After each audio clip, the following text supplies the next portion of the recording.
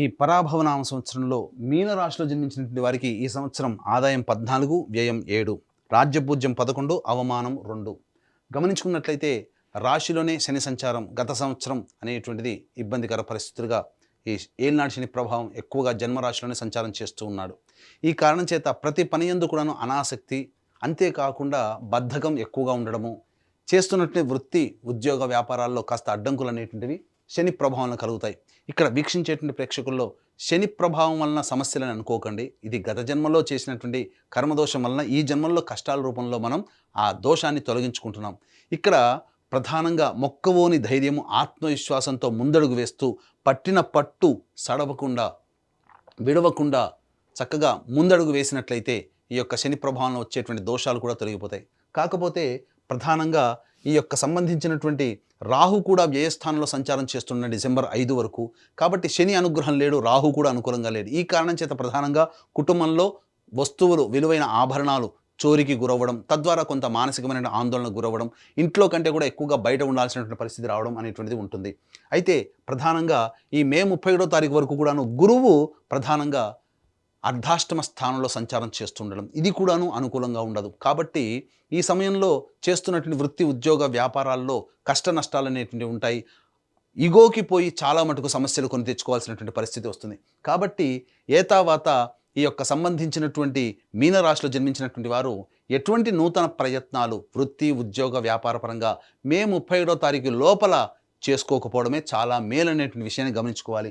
ఎప్పుడూ ఒకే విధంగా చెడు ఉండదు కదా. మంచి కూడా జూన్ 1వ తారీఖు నుంచి అక్టోబర్ 30వ తారీఖులో వరకు ఈ గురువు కర్కాటక రాశిలో సంచారం చేస్తున్నటువంటి కారణం చేత మీకు చాలా మటుకు యోగమైనటువంటి స్థితి, అనగా అప్పటి వరకు కష్టాలు పడుతున్నటువంటిది ఇక మన జీవితం ఇంతే, ఇంకా దీనికి సంబంధించి ఇక మనకు అభివృద్ధి లేదు అనుకునేటువంటి సందర్భం నుంచి కాస్త చిగురాకులు చిగురిస్తున్నట్టుగా జీవితం మీద ఆసక్తి, ఆశ ఇవన్నీ కూడా గురువు కలగజేస్తాడు. తద్వారా చేసేటువంటి ప్రతి ప్రయత్నంలో ఈ గురుగ్రహ ప్రభావం ప్రధానంగా మంచి ధనము లభిస్తుంది, కీర్తి ప్రతిష్టలు లభిస్తాయి, పేరుకు తగినటువంటి కనుక ప్రయత్నానికి తగ్గట్టుగా పేరు ప్రఖ్యాతులు పెరుగుతాయి.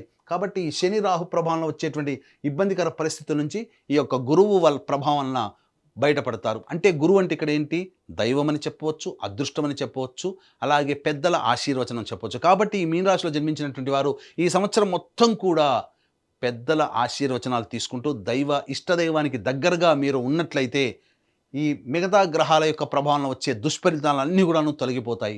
అంతేకాకుండా అక్టోబర్ 31 నుంచి జనవరి 24 వరకు సింహరాశిలో సంచారం చేస్తున్నటువంటి కారణం చేత మళ్ళీ మొదటికే వచ్చినట్టుగా మే 31వ తారీఖు వరకు కంటే కూడా ఇక్కడ ప్రధానంగా కొన్ని ఇబ్బందికర పరిస్థితులు, అంటే రాహు కేతుల మార్పు జరగనంత వరకు కూడా, అనగా అక్టోబర్ 31వ తారీఖు నుంచి డిసెంబర్ 5 వరకు రాహుకేతుల మార్పు ఉండదు. కాబట్టి ఈ సమయంలో సమస్త గ్రహాలు మీకు అనుకూలంగా లేని కారణం చేత కష్ట నష్టాలు, రుణ బాధలు ఎక్కువగా అవడము, ఈ సమయంలో మీరు ఎవరికైతే డబ్బులు అప్పగిస్తారో అవి మళ్ళీ తిరిగి మీకు రావు, చేస్తున్నటువంటి వృత్తి ఉద్యోగ వ్యాపారాల్లో కాస్త అనిశ్చితి, అలాగే ఎందుకు మనం చేస్తున్నాము దీని నుంచి బయటపడితే చాలు అన్నంతగా మీకు ఒత్తిడులు ఎక్కువగా ఉంటాయి, స్ట్రెస్ ఎక్కువగా ఉంటుంది. కాబట్టి దైవానుగ్రహంతో మీరు ఆ స్ట్రెస్ నుంచి మీరు బయటపడవచ్చు.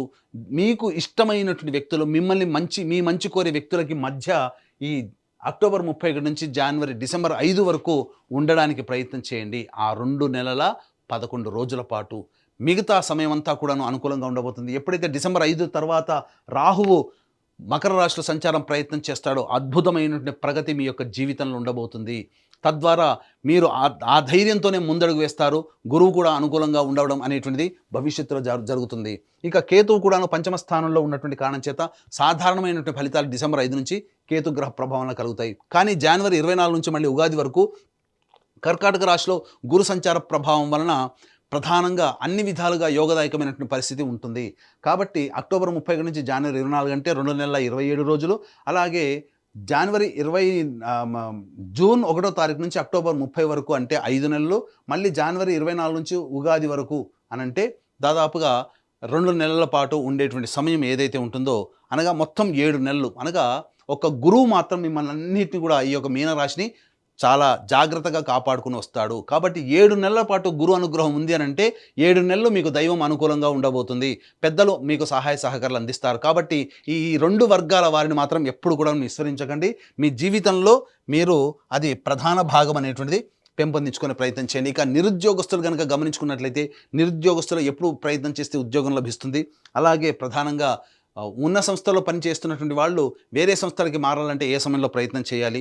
అలాగే కేంద్ర రాష్ట్ర ప్రభుత్వంలో ఉన్నటువంటి వాళ్ళకి ఎప్పుడు బదిలీలు కోరుకున్న చోటికి బదిలీలు అలాగే ప్రమోషన్స్ లభిస్తాయి. ముఖ్యంగా కేంద్ర రాష్ట్ర ప్రభుత్వాలకి పనిచేసేటువంటి కాంట్రాక్టర్లకి ఏ సమయంలో బిల్స్ ప్రజెంట్ చేస్తే మనకు పాస్ అయ్యి ధన ప్రవాహం వస్తుంది, కొత్త కాంట్రాక్టు చేజిక్కించుకుంటారు అనే విషయాన్ని కనుక గమనించుకున్నట్లయితే ప్రధానంగా 15 మే నుంచి 14 జూన్ మధ్య ఉన్నటువంటి కాలము, అలాగే 17 ఆగస్టు నుంచి 16 సెప్టెంబర్ మధ్య ఉన్నటువంటి కాలము, మరియు 13 జనవరి నుంచి అనగా 16 డిసెంబర్ నుంచి 12 ఫిబ్రవరి వరకు ఉన్నటువంటి కాలము చాలా అనుకూలమైన కాలం. ఈ సమయంలో మాత్రమే మీకు మంచి జరగబోతుంది.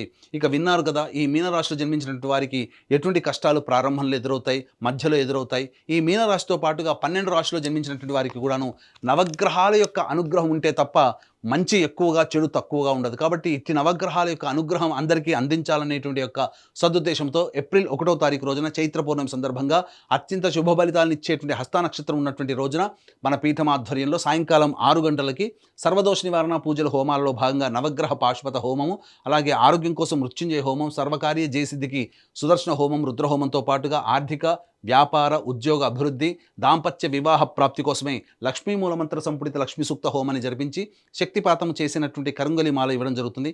ఈ కార్యక్రమంలో గోతనామాదులు నమోదు చేసుకోదలిచినటువంటి వాళ్ళు ఏప్రిల్ 1వ తారీఖు మధ్యాహ్నం 3 గంటల లోపల మీ గోతనామాదులు నమోదు చేసుకోవచ్చు. ఇక రాశిలోనే ఈ యొక్క కుజగ్రహ సంచారము 2 ఏప్రిల్ నుంచి 10 మే వరకు ఉన్నటువంటి కారణం కాబట్టి ఇది కాస్త కాన్ఫ్లిక్ట్స్ అనేటువంటి, అనగా మీరు తీసుకునే నిర్ణయాలు మీకు వ్యతిరేకంగా వచ్చే అవకాశం ఉంది కాబట్టి జాగ్రత్తలు పాటించండి.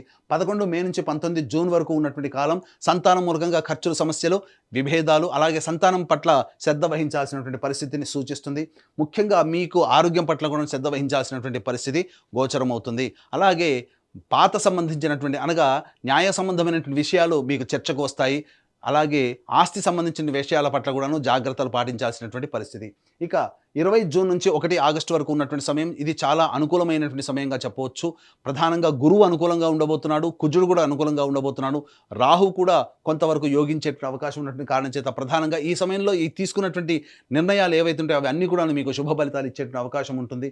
ఇక 1 ఆగస్టు నుంచి 17 సెప్టెంబర్ వరకు ఉన్నటువంటి సమయం అర్ధాష్టమ కుజ సంచార ప్రభావం, ఏలినాటి శని ప్రభావం, రాహు అనుకూలంగా లేకపోవడం, ఈ కారణం చేత ప్రధానంగా మీరు వాహనం నడిపేటప్పుడు జాగ్రత్తలు పాటించాలి. జీవిత భాగస్వామి, వ్యాపార భాగస్వామితో ప్రేమపూర్వకంగా మెలిగేటువంటి పరిస్థితి ఉండాలి. అప్పుడే మీరు కొంత నష్ట నివారణ అనేటువంటిది జరుగుతుంది. అలాగే చేస్తున్నటువంటి వృత్తి, ఉద్యోగ, వ్యాపారాల్లో కాస్త ఆందోళనకరమైనటువంటి జీవితము, అలాగే ధనాన్ని అకారణంగా నష్టపోవడం లాంటివి జరుగుతాయి. 18 సెప్టెంబర్ నుంచి 11 నవంబర్ వరకు ఉన్నటువంటి కాలము ఇది ప్రధానంగా మీకు సంబంధించినటువంటి ఆరోగ్యం పట్ల శ్రద్ధ వహించాలి. జ్వరపీడితులు అయ్యేటువంటి అవకాశం ఎక్కువగా గోచరం అవుతుంది. 18 సెప్టెంబర్ నుంచి 11 నవంబర్ మధ్య ఉన్నటువంటి ఈ కాలం ఏదైతే ఉంటుందో ఈ సమయంలో ప్రధానంగా మీ ఆరోగ్యం పట్ల శ్రద్ధ వహించాల్సిన పరిస్థితి, జ్వరపీడితులు అయ్యేటువంటి అవకాశం ఉంటుంది. అంతేకాకుండా చేస్తున్నటువంటి వృత్తి, ఉద్యోగ, వ్యాపారాల్లో కాస్త ఆందోళన, అనిశ్చితి, అలాగే ప్రధానంగా ధన నష్టం జరిగేటువంటి అవకాశం గోచరమవుతుంది.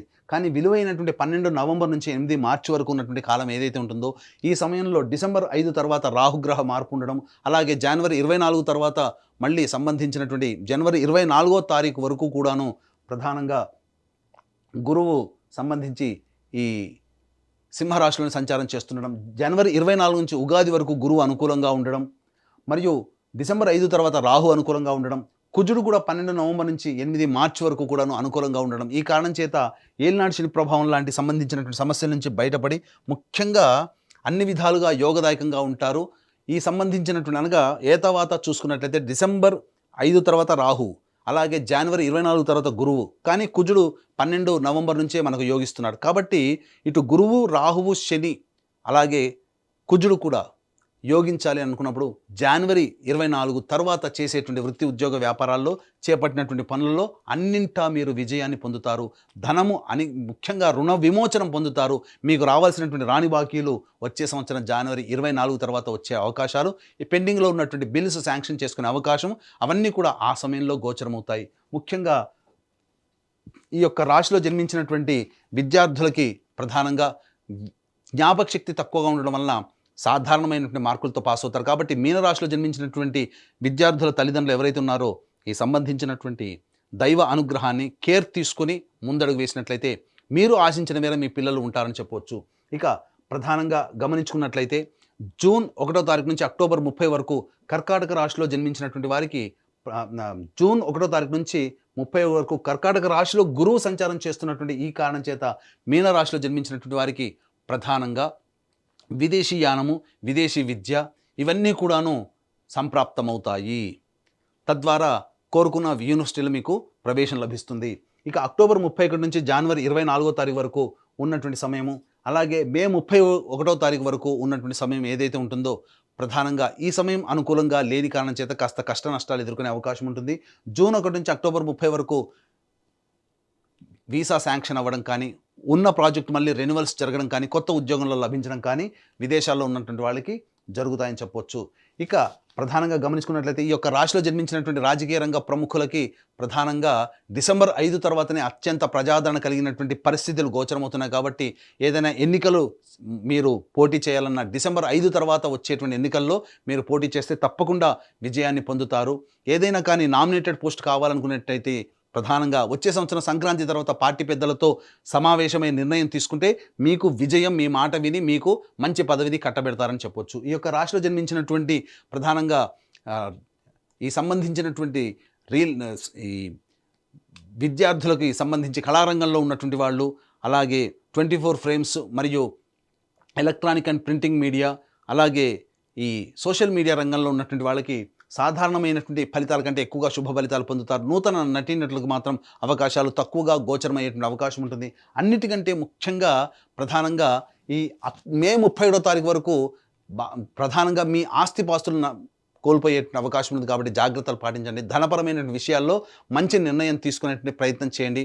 అలాగే మంచి అవకాశాలు కూడా అన్నీ నోటిదాకా వచ్చి వెనక్కి వెళ్ళిపోతాయని చెప్పవచ్చు. ఇక ముఖ్యంగా గమనించుకున్నట్లయితే ఈ యొక్క సంబంధించినటువంటి ప్రధానంగా ఈ యొక్క మీనరాశిలో జన్మించినటువంటి రైతులకి మొదటి పంట కంటే రెండో పంట చాలా అభివృద్ధిగా ఉంటుంది. అన్ని విధాలుగా దిగుబడి ఎక్కువగా ఉండడం, రాబడి ఎక్కువగా ఉంటుంది. కౌలుదారులు రుణ విముక్తులు అవుతారు. ఈ యొక్క సంబంధించినటువంటి రైతులకి ఇంట్లో శుభకార్యాలు జరిగేటువంటి అవకాశము గోచరమవుతుంది.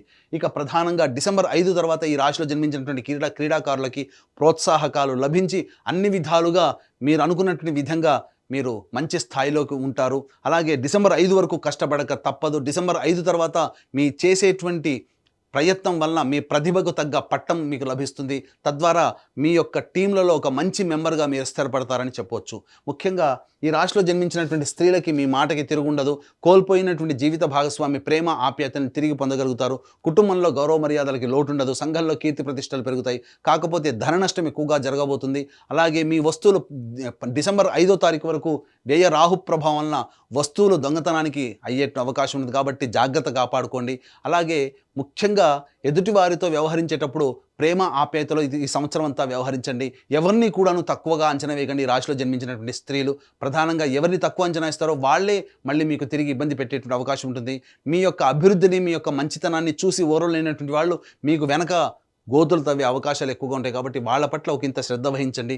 ఏతావాత ఈ యొక్క రాశిలో జన్మించినటువంటి వారికి అన్ని విధాలుగా బాగుంటుంది. స్థిర చిరాస్తులు అనేటువంటివి సొంతం చేసుకుంటారు. ముఖ్యంగా ఈ రాశిలో జన్మించినటువంటి వారికి ప్రధానంగా జనవరి 24 తర్వాత మీకు సొంత ఇంటి కల నెరవేరేటువంటి అవకాశము గోచరమవుతుంది. ఈ రాశిలో జన్మించినటువంటి వాళ్ళకి ప్రధానంగా జూన్ 1వ తారీఖు నుంచి అక్టోబర్ 30 మధ్య కాలంలో వివాహం కావాల్సినటువంటి స్త్రీ పురుషులకి వివాహం నిశ్చయమయ్యేటువంటి అవకాశము ఎక్కువగా గోచరమవుతుందని చెప్పొచ్చు. ఏతావాత చెప్పొచ్చేది ఏమిటంటే ఈ యొక్క మీనరాశిలో జన్మించినటువంటి వారికి కొంతకాలం అనుకూలం, కొంతకాలము ప్రతికూలం. కాబట్టి మీనరాశితో పాటు 12 రాశిలో జన్మించినటువంటి వారికి నవగ్రహాల యొక్క అనుగ్రహం సంపూర్ణంగా ఉంటేనే మంచి ఎక్కువగా, చెడు తక్కువగా ఉంటుంది. కాబట్టి దీన్ని దృష్టిలో పెట్టుకుని ఏప్రిల్ 1వ తారీఖు రోజున మన పీఠం ఆధ్వర్యంలో జరిగేటువంటి సర్వదోష నివారణ పూజలు, హోమాలలో గోత్రనామాదులు నమోదు చేసుకొని ఈ యొక్క కరుంగలి మాలను సొంతం చేసుకోవడం ద్వారా అన్ని విధాలుగా మీ యొక్క జీవితంలో నవగ్రహాలు అనుగ్రహించి మీ కళలను సాకారం చేసి మీరు ఊహించిన విధంగా మీ జీవితంలో స్థిరపడాలని కోరుకుంటూ సర్వం శ్రీ ఉమామహేశ్వర పరబ్రహ్మార్పణమస్తు.